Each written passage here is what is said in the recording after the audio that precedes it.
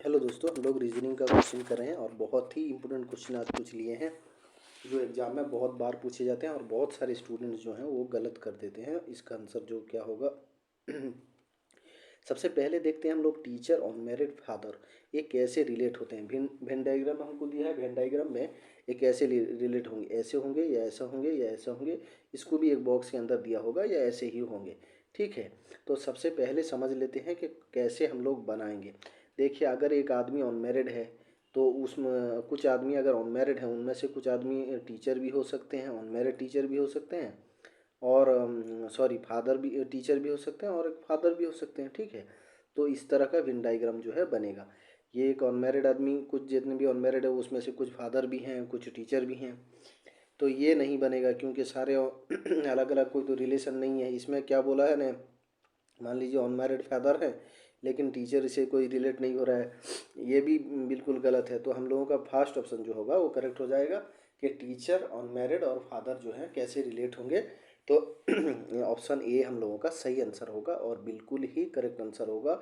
और हम लोगों का बहुत बार बहुत सारे एग्जाम में इस तरह का वेन डायग्राम से क्वेश्चन ले लेता है, तो बहुत सारे स्टूडेंट इस तरह का क्वेश्चन को गलत कर देते हैं।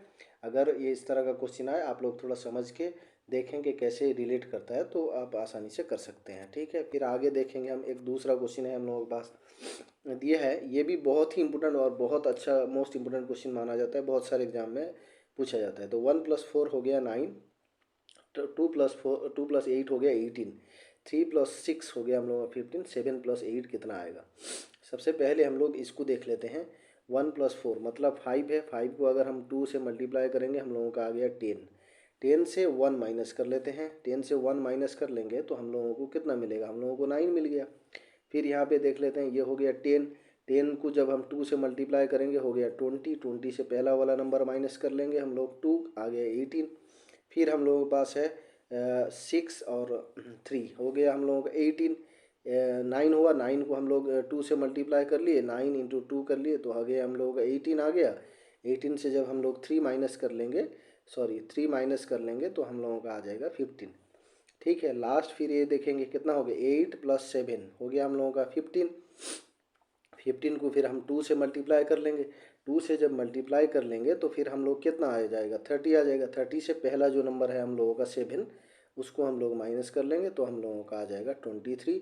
और 23 ही हम लोगों का करेक्ट आंसर होगा। ये एक मेथड हो गया इसको सॉल्व करने का। दूसरा तरीका भी समझ लेते हैं। कभी कभी दो तरह का हम लोग अगर मतलब ट्रिक लगाते हैं उससे भी हम सॉल्व कर पाएंगे। ये एक ट्रिक हो गया हम लोगों का। फिर दूसरा समझ लेते हैं हम लोग दूसरा कैसे कर सकते हैं।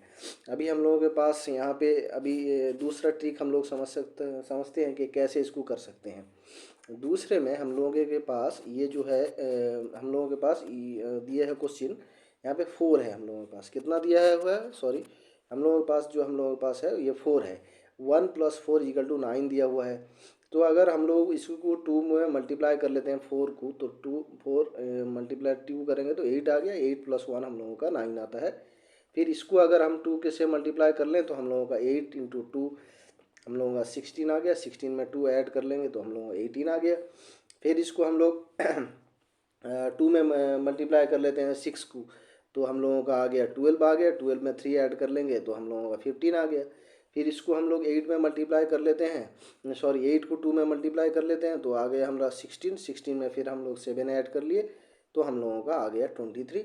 इस तरह से भी हम लोग कर सकते हैं और ये बहुत ही अच्छा और बहुत ही इम्पोर्टेंट क्वेश्चन है जो रीजनिंग का है। बहुत सारे एंट्रेंस एग्जाम में हम लोगों का जो भी है पूछ लिया जाता है रीजनिंग के रिलेटेड।